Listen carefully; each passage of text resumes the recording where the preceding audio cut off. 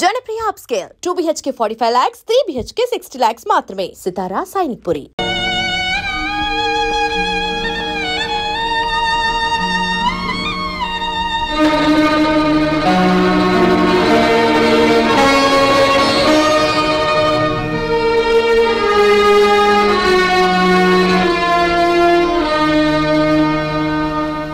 ఈ డబ్బుతో మీ పెళ్లి సంబంధం ఖాయం చేసుకునేందుకు నాకేం అభ్యంతరం లేదు. అయితే అనుకున్న కట్నం బ్యాలెన్స్ పెళ్లికి వారం ముందే ఇవ్వాలి. ఇవ్వలేదనుకోండి ఈ పెళ్లి జరగదంటాడు మా నాన్న. మిగిలిన సొమ్ము లగ్నానికి వారం ముందే ఇస్తా. శుభం. వెళ్ళి ఏర్పాట్లు చేసుకోండి. అలాగే వస్తానండి.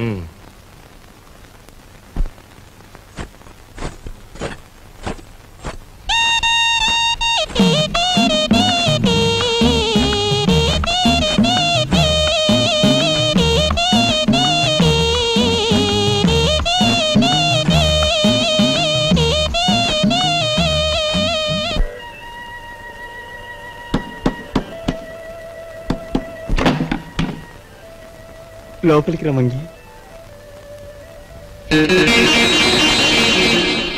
చిచి, నువ్వు కాస్తంత లేవు, అందులోనూ చదువుకునే కుర్రాడివి. నీ గది నిండా బూతు బొమ్మలా. ఏంటయ్యా నువ్వు చదివేది? ఉండు, నీ పని చెప్తాను. అమ్మగారు, అయ్యగారు, పెద్దబ్బాయి గారు. మంగి మంగి, ఇంకెప్పుడన్నా పిచ్చి పిచ్చి వేషాలేస్తూ నా వంక చూసావో జాగ్రత్త. ఇక నుంచి నీ గది నువ్వే ఊడ్చి పాచి పోగు చీపురు అటువైపు పడే. లేదు అమ్మగారు? వద్దు, నా గది నేనే ఊడ్చుకుంటాను.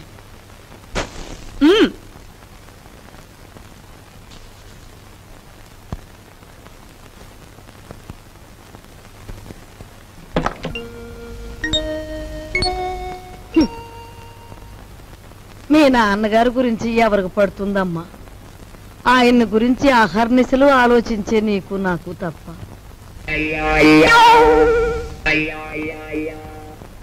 అమ్మాయి సావిత్రి వచ్చిందిగా, ఏం వండుతున్నా? పప్పులు చేసి చాలే, ఆడబిడ్డ ఇంటికి వస్తే పులుస్తోనూ చారుతోనూ అన్నం పెడతావా? నా తల్లికి నేతిగారులంటే ఇష్టం, అవి చెయ్యి. ఆగండి ఆగండి, అక్కయ్య వంట చేస్తోంది కదా అని సున్నుండ్లు గారెలు చేయమంటే ఆవిడకి ఎంత ఇబ్బంది ఆలోచించారా? పర్వాలేదు బాబు, ఇదో శ్రమ. నాకు తెలుసు అక్కయ్య, నీకు భూదేవుకున్నంత ఓపుకుందని. అయినా నేను ఎప్పుడైనా నాకు సేమియా పాయసం అంటే మహా ఇష్టం అని చెప్పానా? చెప్పను. పులిహోర అంటే ప్రాణం లేచి వస్తుందని చెప్పానా? చెప్పను. ఆయన అసలే మొహాట మనిషి వదిన, నోరు విడిచి ఏదీ చెప్పరు. అబ్బాయి చెప్పకపోయినా ఈ ఇంటికి అల్లుడుగా వచ్చాక ఆ మాత్రం చేసి పెట్టాలని దానికి మాత్రం తెలీదు. అలా చెయ్యమ్మా. అలాగే అత్తయ్య.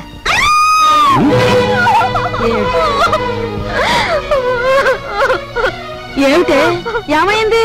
ఎందుకు ఏడుస్తున్నావు? ఏమన్నా తేలు కుట్టిందా? పావులు నర్సాయికి ఫోన్ చేస్తా. తేలు కాదండి, చచ్చిపోయిన సన్యాసిరావు గారు చటుక్కున జ్ఞాపకం వచ్చారండి. ఆ మూల కూర్చుని ఏడుస్తావేమిటే? ఆ ఏడ్చా ఏడిపేదో ఇటు వచ్చాడు. ఈ కేడొచ్చండి. అవునన్నట్టు ఎవరో జ్ఞాపకం వచ్చి ఏడుస్తున్నావు కదా. హూ ఇస్ దట్ సన్యాసి? ఏదైనా ఫ్లాష్ బ్యాకా? ఏం బ్యాకో నాకు తెలియదు గాని తమలాగే అతను కూడా ఒక రోజు అత్తారింటికి వచ్చాడండి. ఇంతకేం జరిగిందే? ఆయన గారు వచ్చి సరిగ్గా అయ్యగారు అడిగిన పిండి వంటలే చేయించుకుని తిన్నారండి.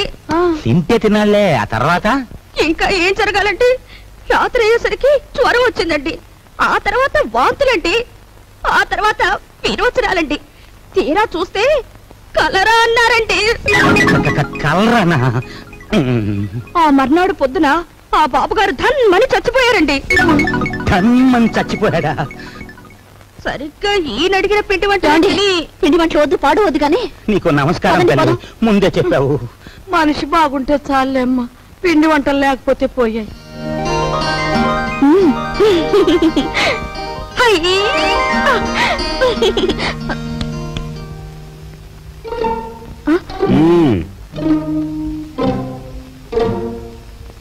నైస్.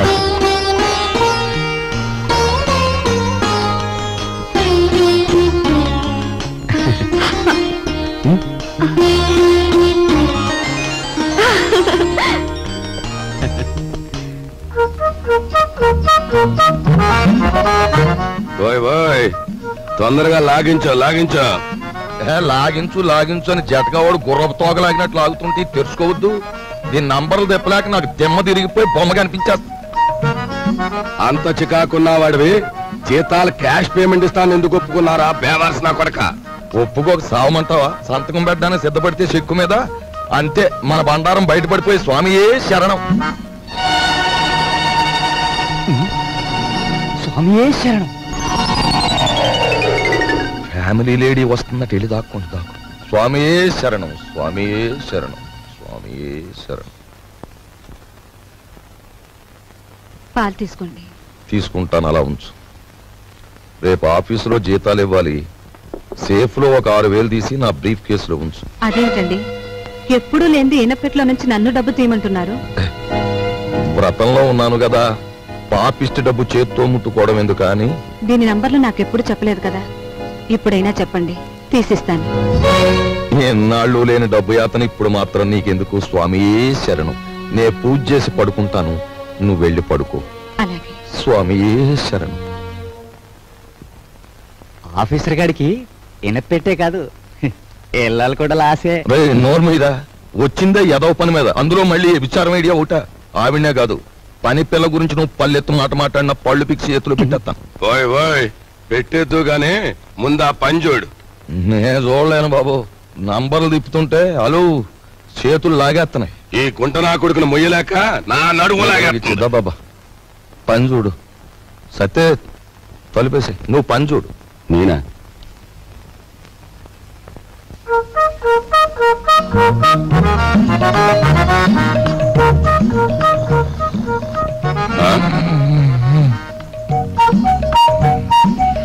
అమ్మ నా కొడక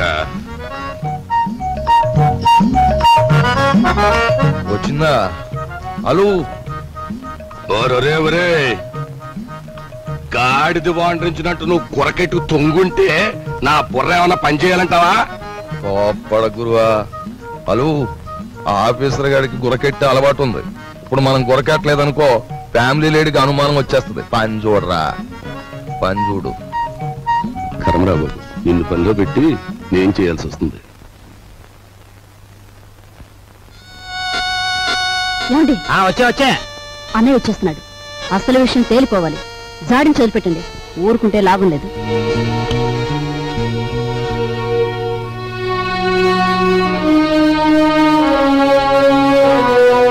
బావా, నా బాకీ తీర్చడం కోసం నువ్వు పడుతున్న బాధలు చూస్తుంటే అన్న మాట నిలబెట్టుకునేందుకు అష్టకష్టాలు పడ్డ హరిశ్చంద్రుడు జ్ఞాపకం వస్తున్నాడు నాకు. ఎంతకు నువ్వు చెప్పేదేమిటి? ఏముంది, నువ్వు హరిశ్చంద్రుడివి, మా నాన్నేమో విశ్వామిత్రుడు. నేను నక్షత్రకుండా అయిపోయాను అనవసరంగా. ఇదిగో ఇదంతా నాకు అనవసరం. నువ్వు మార్వాడి దగ్గరికి వెళ్ళి అర్జెంటుగా అప్పు చేసేయి. పుట్టిన ప్రతి చోట అప్పు చేశాను బాబు. నీ ప్రయత్నాలన్నీ ఫ్లాప్ అయ్యాయి కాబట్టి ఓ సూపర్ హిట్ ఐడియా చెప్తాను. ఏమిటి? దీనికి ఆడియన్స్ అంతా కావాలి. అత్తయ్య, అక్కయ్య, నా ఓన్ వైఫ్ సావిత్రి, ఓయ్ మేనలుడు, ఆడియన్స్ మొత్తం వచ్చేయండి. కమాన్. బావ కష్టాలన్నీ గట్టెక్కిపోవడానికి నేను 70mm ఐడియా ఇస్తున్నాను, అందరూ జాగ్రత్తగా వినండి. పెద్దాపురం బసవయ్య గారి అమ్మాయిని మన రాజుకిచ్చి పెళ్లి చేసేస్తే వాళ్ళు భారీ ఎత్తున కట్నం ఇస్తారు. దాంతో ముందు నా కట్నం బాకీ తీర్చేయచ్చు. మన సరస్వతి పెళ్లి చేసేయచ్చు. మిగిలిన బ్యాలెన్స్ డబ్బుతో ఓ కిళ్ళి కొట్టు పెట్టుకోవచ్చు. కాకపోతే ఏంటంటే ఆ అమ్మాయికి ఓ కన్ను గుడ్డి, ఓ కాలు కుంటి. వెధవ సలహాలు ఒక నోరు మూసుకో. మా రక్తం ఓడ్చైనా సరే నీ కట్టిన డబ్బులు నీకు సెటిల్ చేస్తాం. అంతవరకు తేరగా తింటూ కూర్చో. అంతేగాని ఇంకెప్పుడు ఇలాంటి పిచ్చి పిచ్చి సలహాలు మాత్రం ఇవ్వకు. జాగ్రత్త.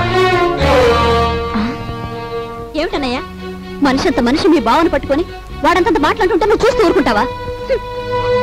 ఒరే, పెద్దంతరం చిన్నంతరం లేకుండా ఇంటి అల్లుండి పట్టుకుని అట్ట ఎత్తి పొదేస్తే ఆడికి కాస్త గడ్డి పెట్టలేవు. లలిత, ఎండలో అలసిపోయి వచ్చాడు, వెళ్ళి వాడికి అన్నం పెట్టు. అమ్మో అమ్మో, అయ్యో. ఏయ్,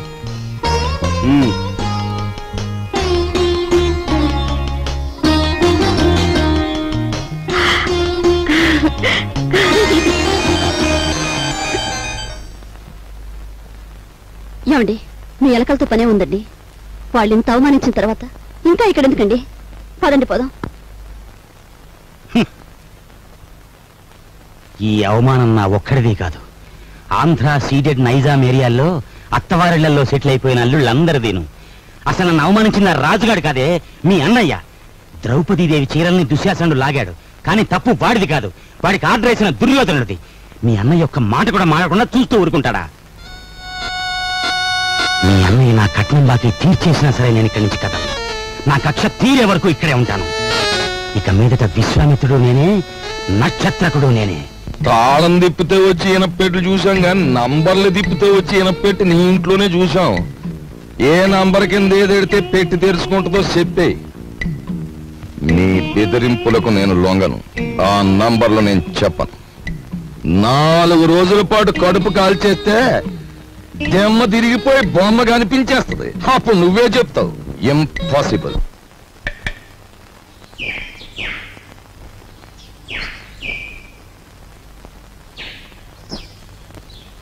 ఈ కుండంతా 4 రూపాయలమ్మా. 40 పైసలు కుండ 4 రూపాయలా? ఇదేం బంగారం కుండ? ఆయన తొక్కేది మట్టా బంగారమా?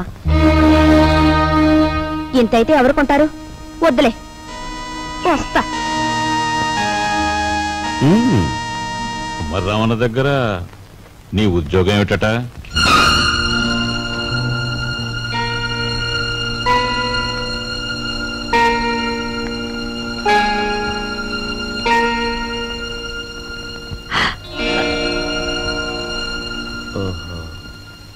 మాట్లాడమే. కుమారరామన్న దగ్గర నీ ఉద్యోగం ఏమిటి? మట్టి తొక్కటం, అతను తయారు చేసిన కుండాల్ని ఎండలో ఆరబెట్టడం, కాలిన కుండాల్ని బండి మీద సెంటర్కి చేర్చడం. అది. నువ్వు చదివిన చదువేమిటి? నీ మీద మేము పెట్టుకున్న ఆశలేమిటి? నువ్వు చేసిన నిర్వాకం ఏమిటి? అతను నన్నేమీ అప్లికేషన్స్ పెట్టమని లేదు, పోస్టల్ అడ్రస్ జత చేయమని లేదు, వెధవ ప్రశ్నలు వేసి ఇంటర్వ్యూ తీసుకోలేదు, రికమెండేషన్ తెచ్చావా అడగలేదు, లంచం ఇస్తావా అడగలేదు. నన్నుగా గౌరవించి నాకు ఈ ఉద్యోగం ఇచ్చాడు. కానీ నీ పెద్ద కొడుకు మట్టి తొక్కుతున్నాడంట గాని ఊరంతా మీ నాన్నగారిని అడుగుతుంటే ఆయనకెంత నామోషిగా ఉంటుందో ఒకసారి ఆలోచించావా? అమ్మా, ఎటువంటి వంశంలో పుట్టాడు, ఎటువంటి మహారాజుకు మనవడని పెంచుకున్నాడు. అసలు నేను చెప్పేది ఏంటంటే,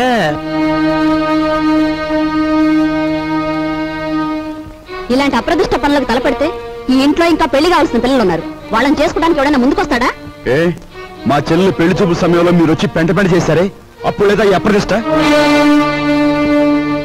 నాన్న, ఏమీ చెయ్యకుండా మీకు భారంగా ఉండే కంటే ఏదో ఒక పని చేసి ఇంత సంపాదించడం నా బాధ్యత అనుకున్నాను, సంపాదిస్తున్నాను.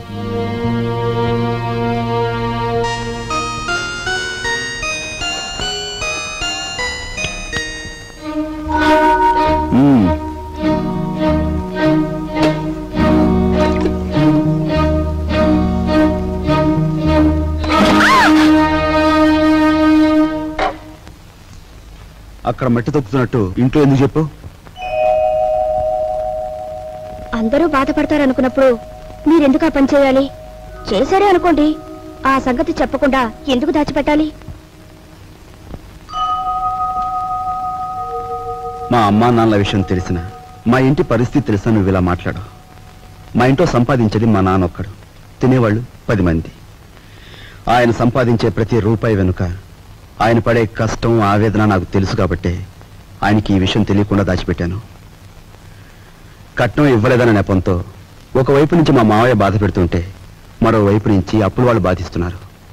ఇలా ఇంటా బయట అనేక బాధలతో నలిగిపోతున్న మా నాన్నగారికి ఒకరోజు దారిలో 5,000 రూపాయలు దొరికాయి. మొత్తం తీసుకెళ్లి పోలీస్ స్టేషన్లో అప్పగించాను. దానిలో ₹1 కూడా నేను ముట్టుకోలేదు. ₹1 కూడా నేను ముట్టుకోలేదు. ₹1 కూడా. ఏమండి, అసలేం జరిగిందండి? లలిత, నువ్వు ఎన్నోసార్లు నన్ను ధర్మరాజు ధర్మరాజు అంటూ ఉంటావు.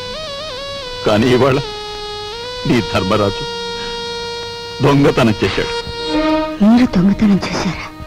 అవును లలిత, అందులో ₹10 కాజేశాను. ఏమండి, ఎందుకు తెలుసా? మన అబ్బాయి ఉద్యోగానికి అప్లికేషన్ పెట్టడానికి. ఎన్నడూ రాని ఉద్యోగం ఈసారైనా వస్తుందేమోనన్న ఆశ. లలిత, ఇంకెప్పుడు నన్ను ధర్మరాజు అని పిలవకు. లేదండి, ఇప్పుడు ఇప్పుడు మీరు నిజంగా ధర్మరాజు. అశ్వత్థామాత కుంజరహ అని ధర్మరాజు అంతటి వాడు అబద్ధం ఆడాడు. అది ఆపద్ధర్మం లలిత. ఇది ఆపద్ధర్మమేనండి. మన బిడ్డ కోసం మీరు చేసింది ఆపద్ధర్మమే. మా అందరి అవసరాలు తీర్చడానికి అంకితమైపోయిన మనిషి మా నాన్న. అలాంటి మనిషి కోసం నేను మట్టి తొక్కడమే కాదు, ముష్టెత్తుకునైనా సరే మా ఇంటి బాధ్యతను కొంతవరకైనా స్వీకరించాలా లేదా? ఇప్పుడు చెప్పు, నేను చేస్తున్న పని తప్పంటావా? తప్పంటావా?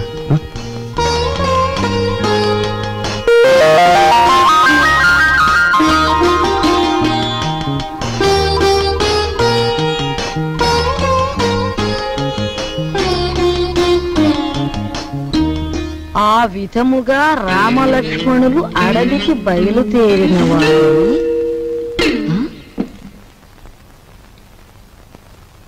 ఏంటబ్బా? ఓ చిన్న సచ్చినాడా, ఆ పెద్ద సచ్చినాడేమో మట్టి తొక్కుతున్నాడా, వీడేమో పాచూడుస్తున్నాడా. వీళ్ళకి ఏం పోయే కాలం వచ్చిందమ్మా? ఇంతకీ నేను పని మనిషిని ఎందుకు పెట్టట్టు? అబ్బాయి, ఏంటమ్మా? నువ్వు ఆఫీస్కి వెళుతున్నావల్లే ఉంది. పెళ్లి దగ్గరకు వచ్చింది కదా, పనులన్నీ తొందరగా జరగాలి. అప్పడాలు చెయ్యాలి, ఒడియాలు పట్టాలి. ఓ 400 ఉంటే అమ్మాయికి ఇవ్వు. అమ్మా, ఆఫీసులో లోన్కి అప్లై చేశాను, అది రాగానే ఇస్తాను. అదేమిటన్నయ్య, అయ్యవారు వచ్చే వరకు అమావాస్య అవుతుందా? తెలిసిన వాళ్ళ దగ్గర ఏ చేబదులో తీసుకుని ఈ పని కాస్త జరిపించు. వెళ్ళిదు.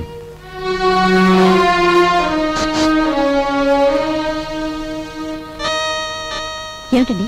నీకు మధ్యాహ్నం పోయిందా? మన బాకీ తెచ్చుకున్న వాళ్ళని పెళ్లి పనులు చేసుకోమంటావేంటి? అయ్యో రామ, పెళ్లి చూపుల రోజు మీరేమన్నారు? మా కట్నం బాకీ తెచ్చకుండా ఈ ఇంట్లో ఏ శుభకార్యం జరగటానికి వీల్లేదన్నారా? ఇప్పుడు ఈ పెళ్లి జరిగిందనుకోండి, దానికి ముందు మన బాకీ తీరుస్తారన్నమాటేగా. అమ్మని, నువ్వు అసలు రాజకీయాల్లో దిగాల్సిందానివే, పొరపాటున నన్ను కట్టుకున్నావు.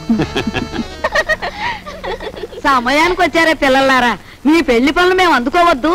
అలాగే మా ఇంట్లో పనులు కూడా. రండి రండి.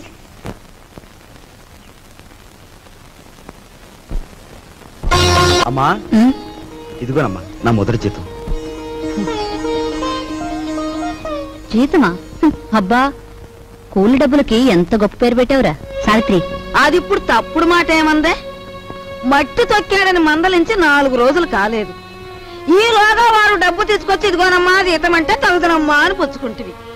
ఎంత బతుకు బతికి ఆఖరికి ముష్టి డబ్బులతో కూడి తింటావా? అమ్మా, ఆ డబ్బులు ఇలా పారేయండి. కష్టపడి సంపాదించిన డబ్బులకు విలువేమిటో మీలాంటి వారికి తెలియకపోవచ్చు. ఈ ఇంట్లో పనికి నాకు తిండి అక్కర్లేదు, వేరే జీతం అక్కర్లేదు. ఆ ముష్టి కూల్ డబ్బులు ఇలా పడేయండి. ఇదిగో.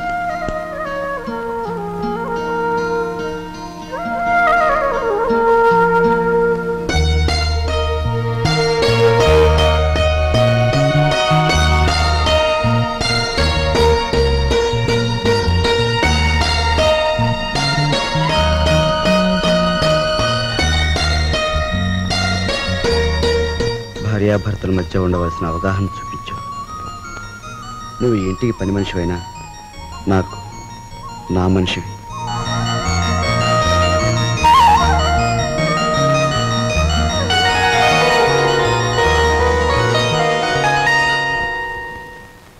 కోపం వచ్చి గట్టిగా కొడదామంటే చచ్చిపోతావేమో అని భయం. బాబు నాయనా అంటే మొండుకెత్తున్నావు. మమ్మల్ని బాధ పెట్టకుండా చెప్పే గురువా. చెప్పే గురు. అమ్మనవడక చూసావా, పరాయి సొమ్మంటే పరిసిగుంటాడు కూడా ఎలా సర్దపడిపోతున్నాడో. ఎంతమందిని బాధ పెట్టడం భావ్యం కాదు గురువా. అలో చెప్పే గురు, ఉన్న ఒక్క కూతురు ఇల్లు వదిలి వెళ్ళిపోతే నేను వెతికించలేదు, పేపర్ ప్రకటన కూడా ఇవ్వలేదు. అంత ముందేవాడిని మీ బెదిరింపులకు నేను లొంగుతానా? గురువా మాట నా చెప్తాను. ఈ మొండిఘాటంగాడికి కూతురుందంటున్నాడుగా, ఈడు పేపర్లో ప్రకటన ఇవ్వకపోయిన ఈ తరపున మనం ప్రకటించేస్తే ఆ కూతురు ఇంటికి చేరిపోద్ది. ఆ తర్వాత స్వామియే శరణం. Very good very good. Hello నవ్వకే బాబు, కుర్రోడు దొరుచుకుంటాడు. ఆ నవ్వేదో ఇనపెడి దగ్గర నవ్వు, ఓపెనింగ్ గా నవ్వుద్ది.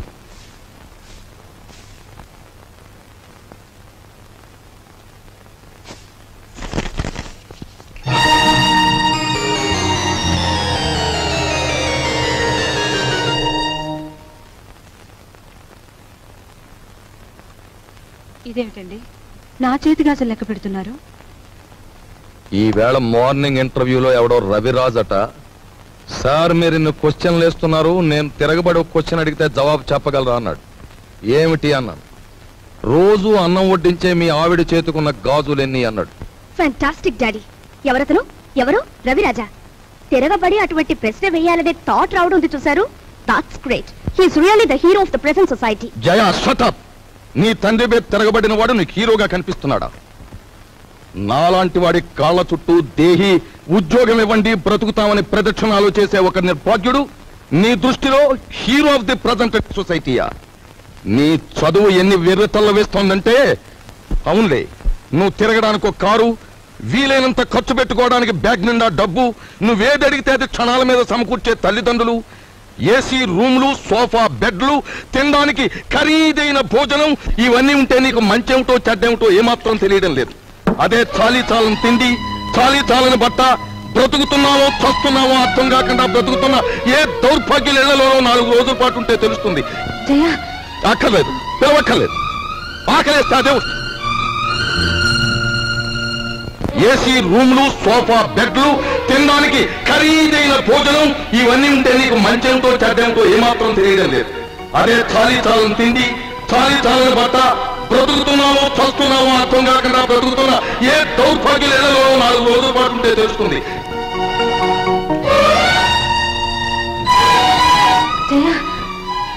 ఆకలేదు, పిలవక్కర్లేదు.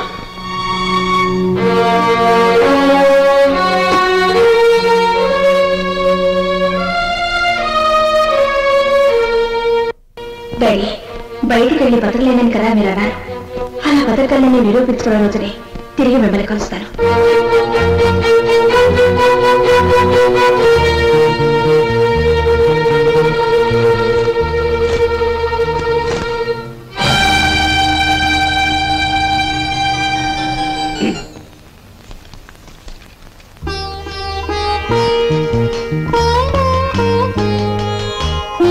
నీ సంస్కారం చూసి ఆశ్చర్యం కలిగినా నువ్వు కలవారి అమ్మాయివని మాత్రం ఊహించలేకపోయావు.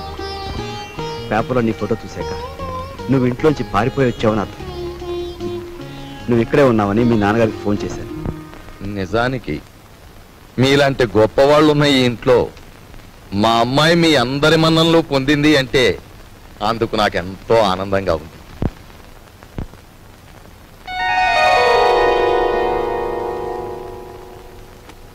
ఇదిగో పిల్ల, నిన్ను ఎప్పుడెప్పుడు ఏమేమి తిట్టానా అని ఆలోచిస్తే అస్సలు నిన్ను తిట్టకుండా ఎప్పుడున్నానో గుర్తు రావడం లేదు. ఏమో అనుకోకమ్మా.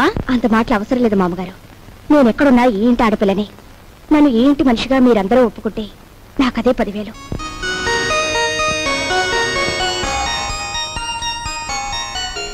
కూర్చోమ్మా, వెళ్ళొస్తానండి. వెళ్ళాలి, వెళ్ళాలి. నువ్వు వెళ్ళి అమ్మకి కనిపించు, నీకోసమే చూస్తోంది. చూడమ్మా, నేను పైకెక్కి దిగలేను గాని ఆ సేఫ్ లో 50,000 పట్రా ఆఫీసు తీసుకెళ్ళాలి. అదే డాడీ, మీరు సేఫ్ నంబర్ నాకు ఎప్పుడు చెప్పలేదుగా. సారీ, నీకు తెలియదుగా. వెళ్ళి